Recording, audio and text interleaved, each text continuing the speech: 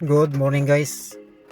Ngayon ay December 23, 2024. Malapit ng Pasko. Ngayon ay BBI muna tayo ng isa.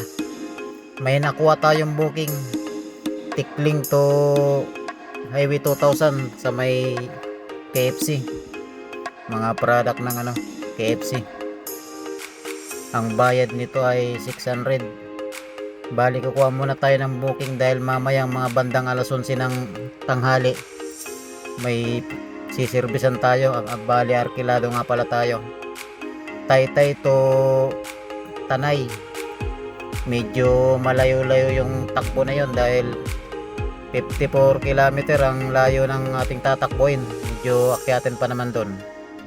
Bali ang sakay natin mga tao, bali 19 tao daw ang isasakay natin. Pagdating natin doon, siguro doon na lang tayo matutulog dahil malayo yun. Dahil kung babalik pa tayo, sayang ang diesel.